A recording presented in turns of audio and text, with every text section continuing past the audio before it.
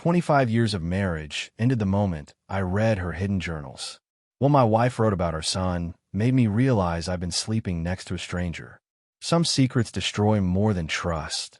They destroy everything you thought you knew about the person you loved. My name is Derek Whitmore. I'm 48 years old, and until 6 months ago, I thought I had life figured out. I worked as an engineering manager at Precision Components, a manufacturing plant outside Cleveland. Good job, steady paycheck, benefits that kept our family comfortable. My wife, Grace, ran a small yoga studio downtown. We had 3 kids.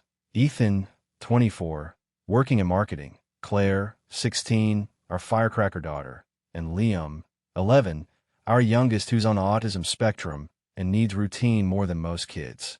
From the outside, we look perfect. Nice house, 2 cars, annual vacations.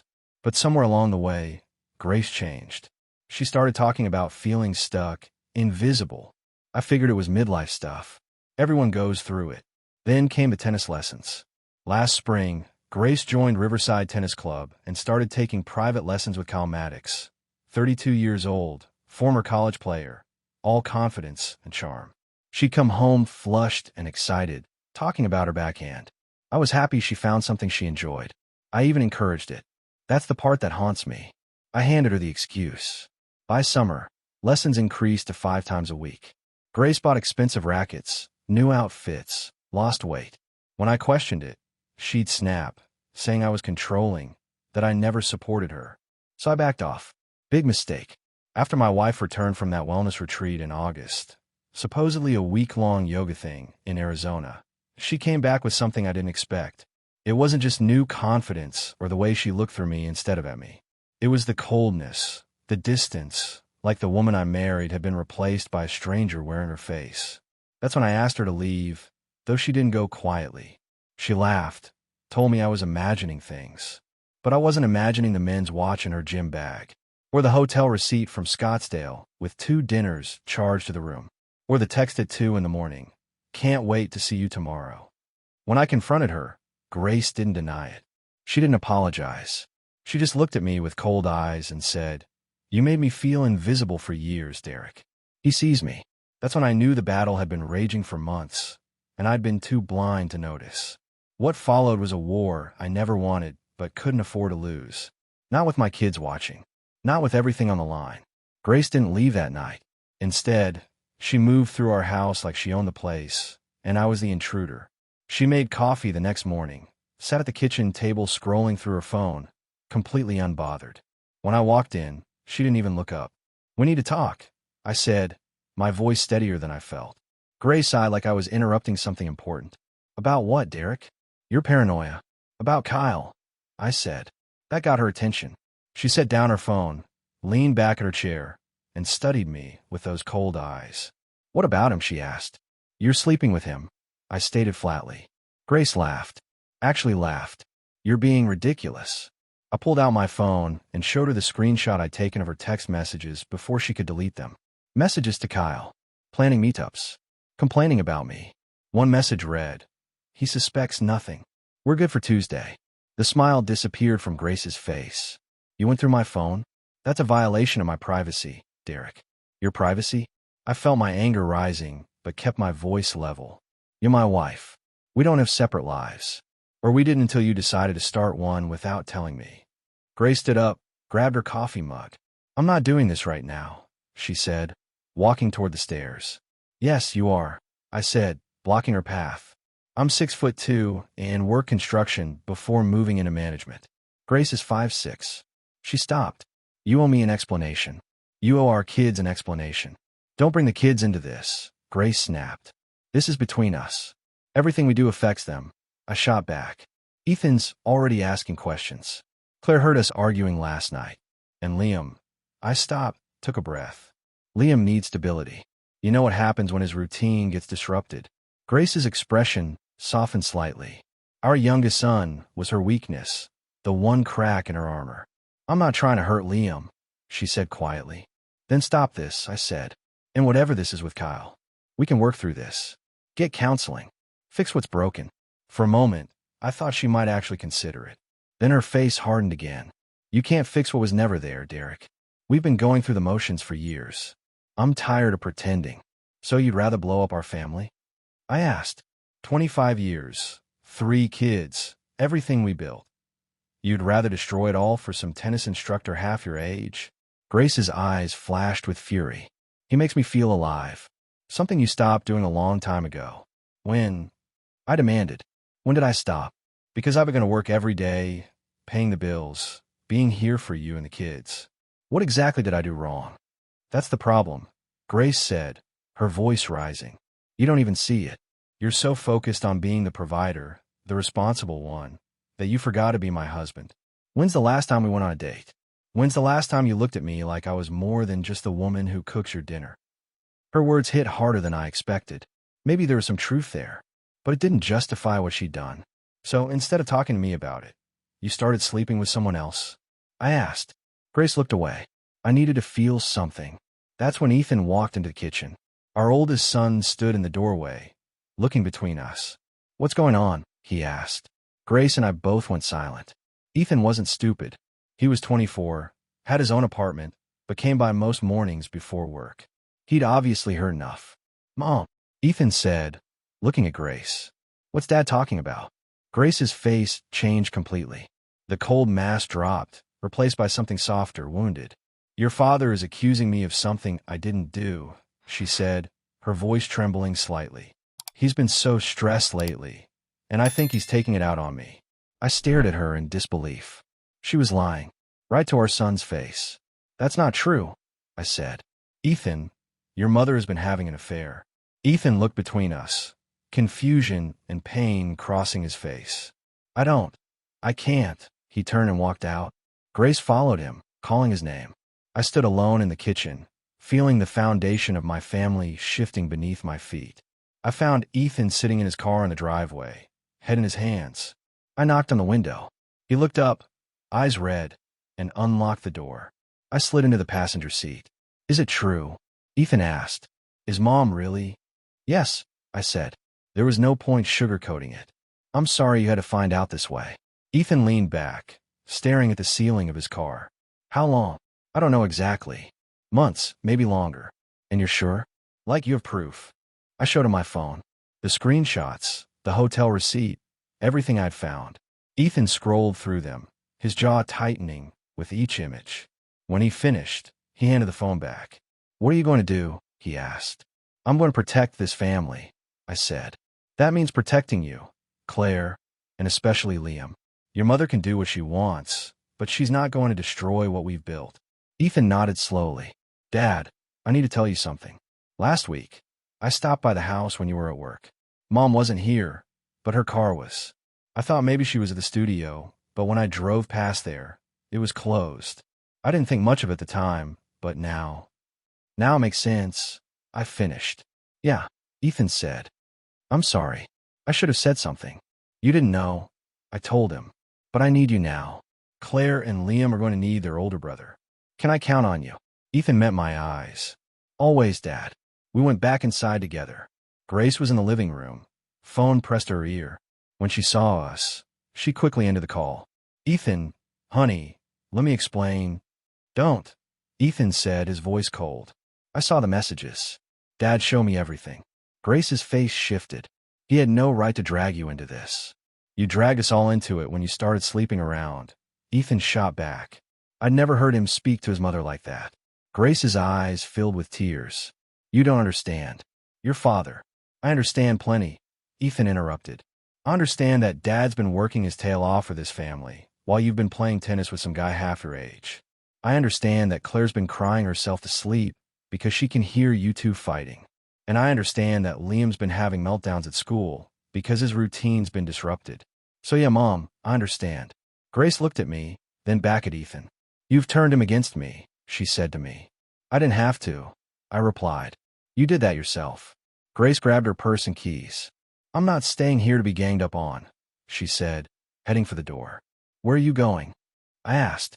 Somewhere I'm appreciated, she said, and slammed the door behind her. Ethan and I stood in silence. After a moment, he said, She's going to him, isn't she? Probably, I admitted. What now? Now, I said, I call a lawyer. I contacted Richard Hammond, a divorce attorney my brother had recommended years ago. Hammond was in his 60s, been practicing family law for 30 years. He'd seen it all. His office was downtown, 4th floor of an old brick building. When I walked in Tuesday morning, Hammond's secretary showed me straight back. The attorney stood to shake my hand, tall, gray-haired, firm grip. "Derek Whitmore," he said, "your brother mentioned you might be calling. Sit down and tell me what's going on." I laid it all out. The affair, the lies, the evidence I'd collected. Hammond took notes, asked questions, didn't show much emotion. When I finished, he leaned back in his chair. "First thing you need to understand," Hammond said, "is that Ohio is a no-fault divorce state. That means the affair doesn't matter as much as you'd think for the divorce itself. But it matters a lot for custody and asset division, especially if we can show she was spending marital funds on the affair." "The hotel in Scottsdale was charged to our joint credit card," I said. Hammond nodded. "That helps. Now, tell me about your kids. Ages, special needs. Who's the primary caregiver?" I explained about Liam's autism, his need for stability, the fact that I'd been just as involved in his care as Grace had been. "I can't let her take him," I said. "A custody battle, moving between houses, it would destroy him." "We'll fight for primary custody," Hammond said. "With Liam's condition and your wife's current instability, we've got a strong case. But Derek, I need to warn you, this is going to get ugly. When affairs come to light, the cheating spouse often doubles down. She'll try to make you the villain. She already started," I said, thinking about how she'd lied to Ethan. "Then we need to move fast," Hammond said. "I'll file the paperwork today. We'll request temporary custody, freeze joint accounts, and get a restraining order if necessary. I don't want her completely out of the kids' lives," I said. "They need their mother." Hammond gave me a long look. "That's noble of you, Derek. But right now, you need to think about protecting yourself and those kids. Your wife has already shown she's willing to lie and manipulate. Don't assume she won't do worse when her back's against the wall." I left Hammond's office with a folder full of documents to sign and a sick feeling in my stomach. This was really happening. 25 years of marriage, ending in a lawyer's office. Grace came back 3 days later. She walked in like nothing had happened, started making dinner. I was in my home office when Claire knocked on the door. "Dad, can we talk?" My 16-year-old daughter stood in the doorway, arms crossed, looking smaller than usual. "Always," I said, closing my laptop. "What's up?" Claire sat down in the chair across from my desk. "Kids at school are talking," she said quietly. "About Mom." My chest tightened. "What are they saying?" "That she's been seen with some guy at the tennis club. That they're always together, holding hands, stuff like that." Claire's voice was shaking. "Sarah Peterson's mom goes to the same club. She told Sarah, and Sarah told everyone else. Now people are asking me if my parents are getting divorced. I wanted to shield her from this, but she deserved the truth. Your mom and I are having serious problems," I said. "I've talked to a lawyer." Claire's eyes filled with tears. "Is it because of the tennis guy?" "His name is Kyle," I said. "And yes, that's part of it. I hate her," Claire said suddenly, wiping her eyes. "I hate her for doing this to us. To you. To Liam." "Claire." "No, Dad, I mean it. Do you know what it's like at school? Everyone's whispering, staring at me. Yesterday, Brittany James asked if my mom was having a midlife crisis. I didn't know what to say. I came around the desk and sat next to her. I'm sorry you're going through this. None of this is your fault. It's not yours either, Claire said fiercely. Mom's the one who messed up. Why'd you get to act like everything's fine? Before I could answer, we heard raised voices downstairs. Ethan and Grace were arguing. Claire and I went to the top of the stairs. You have no right to be here.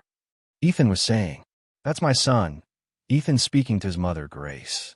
This is my house, Grace responded. That's Grace talking back to her son.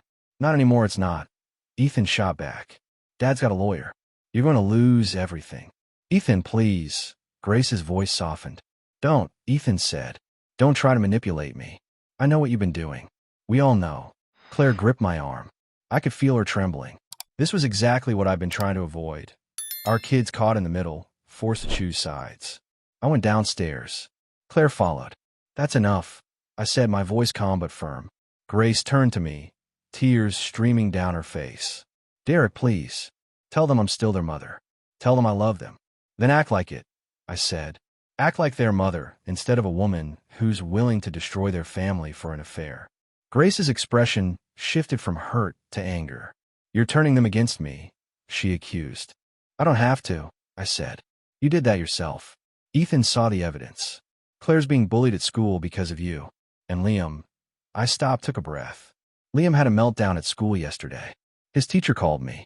He's been acting out, regressing. You know what triggers that? Grace's face went pale. I need to see him. He's at a therapy session, I said. One I scheduled because you've been too busy with Kyle to notice your son falling apart. That hit home. Grace looked at Ethan, then Claire, then back at me. I never wanted this, she said quietly. Then you shouldn't have done it, Claire said, her voice cold. That's my daughter Claire speaking to her mother. Grace grabbed her purse and left. This time, she didn't slam the door. Hammond called me Friday afternoon. Derek, we need to talk. In person. Can you come to my office? I arrived 30 minutes later. Hammond's expression was grim. He slid a stack of bank statements across his desk. We ran a full financial audit like I said we would, Hammond explained. Your wife's been busy. I picked up the first statement. It was for an account I'd never seen before, a savings account at a different bank, opened 4 years ago. Grace's name only. The balance made my stomach drop. $127,000. Where did this come from? I asked. Transfers from your joint checking account, Hammond said. Small amounts at first, 500 here, 1,000 there. Nothing that would raise flags. But over 4 years, it adds up. There's more. He showed me credit card statements. Charges I didn't recognize. Hotel rooms, expensive dinners, gifts. All on our cards. She's been funding this affair with marital assets, Hammond said. That's good for us. Shows financial infidelity, alongside the regular kind. I flipped through the statements, feeling sick. For years. She'd been planning this for 4 years. There's something else, Hammond said. She withdrew $20,000 from that secret account 2 weeks ago. Cash withdrawal. Any idea what that was for? I shook my head. My guess. She's preparing to run, Hammond said. Getting liquid assets together. Derek, I need you to freeze everything. Joint accounts, credit cards, all of it. Today. What about her access to money? I asked. She'll need. She's got $100,000 hidden away, Hammond interrupted. She'll be fine. But we need to protect your assets before she drains them completely. I signed the paperwork. By 5 o'clock, all joint accounts were frozen. I was clearing out the garage on Sunday, looking for old tax documents Hammond had requested, when I found the boxes. 3 cardboard boxes labeled Grace College, in her handwriting, stacked in the back corner behind the Christmas decorations. I almost left them alone, but something made me pull one down. Inside were journals. Dozens of them, dating back to our early marriage. I knew I shouldn't read them. They were private, but after everything that had happened, I needed to understand. I needed to know if there was ever a time when Grace actually loved me, or if I'd been fooling myself for 25 years. I opened the most recent one, dated from 3 years ago. The entry started normal enough.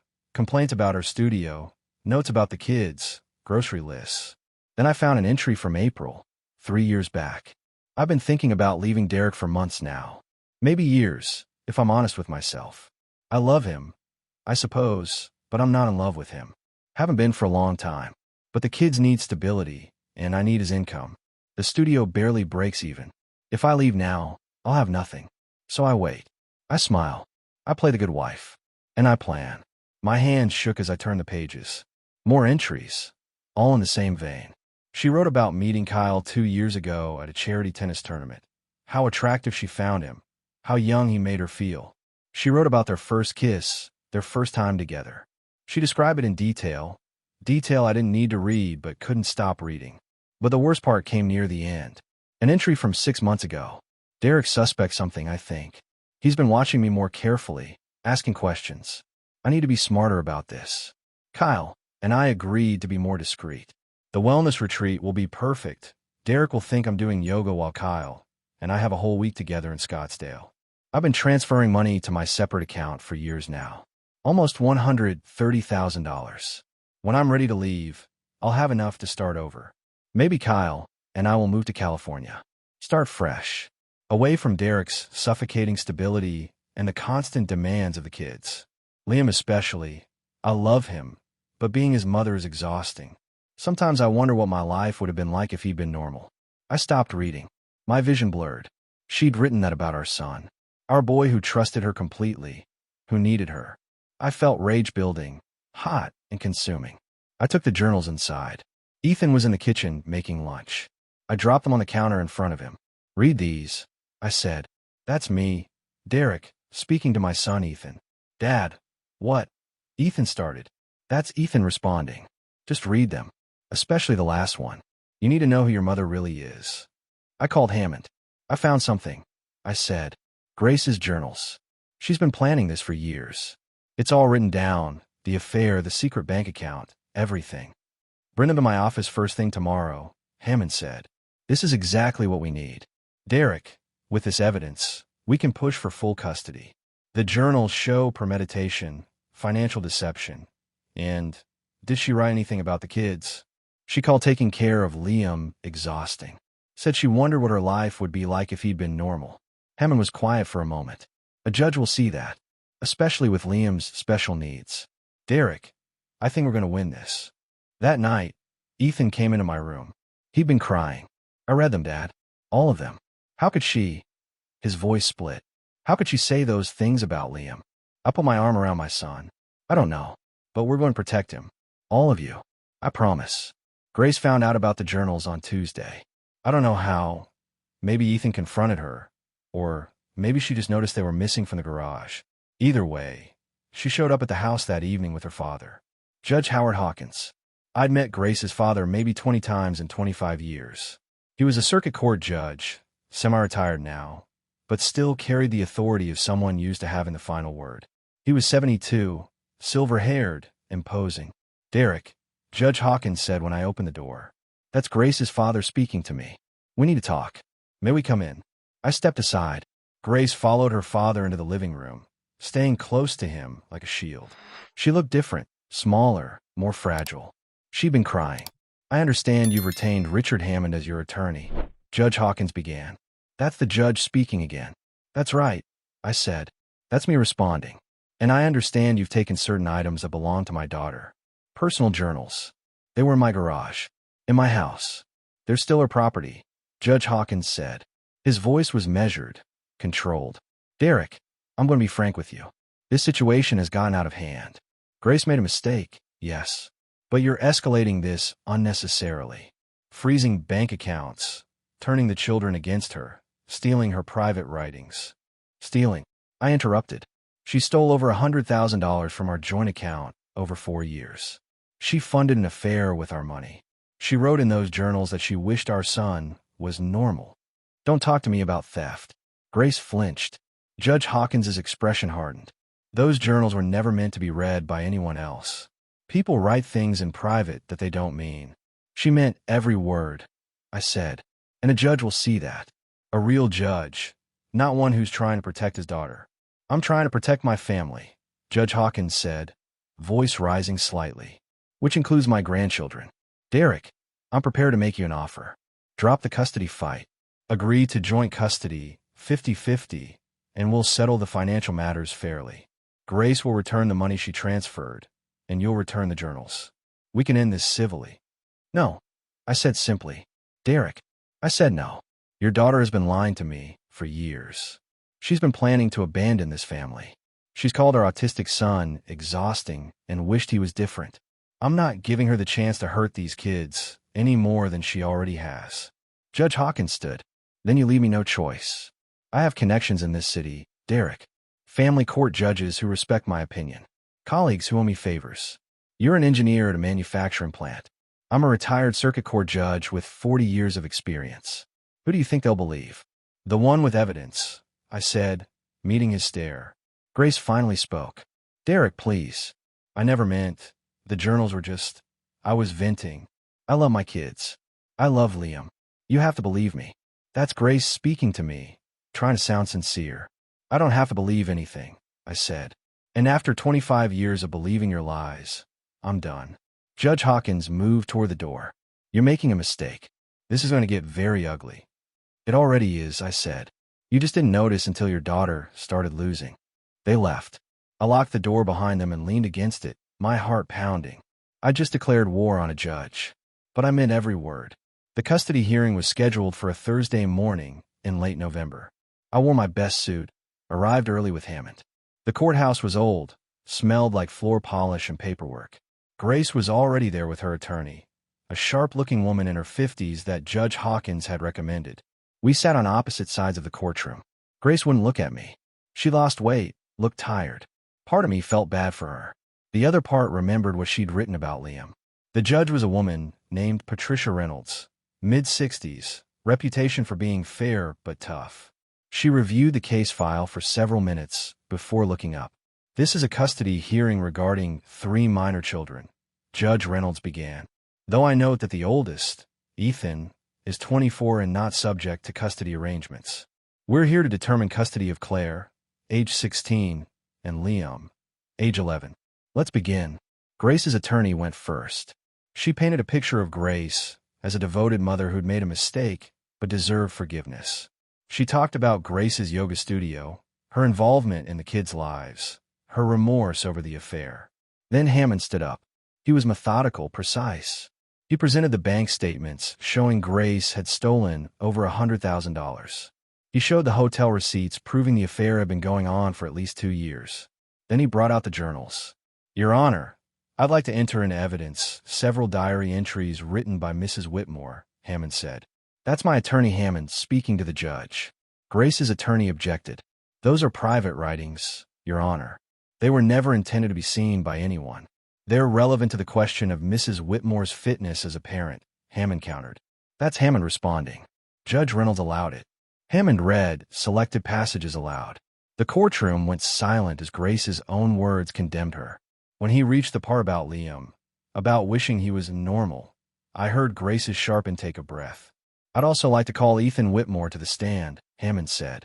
My son stood, walked to the witness stand. He looked at his mother once, then away. "Ethan, can you describe your mother's behavior over the past 6 months?" Hammond asked. That's Hammond questioning my son, Ethan. "She's been distant," Ethan said. "Gone a lot. When she was home, she was distracted, always on her phone. My younger siblings noticed. Claire asked me if Mom still loved us." That's Ethan testifying.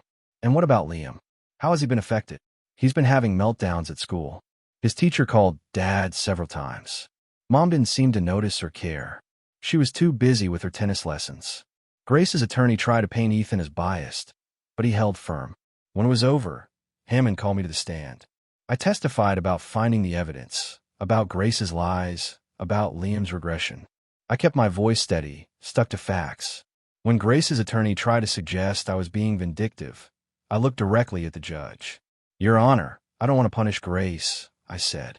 "I want to protect my children. Liam needs stability and routine. Claire needs a parent she can trust. They both need to know that at least one of their parents puts them first."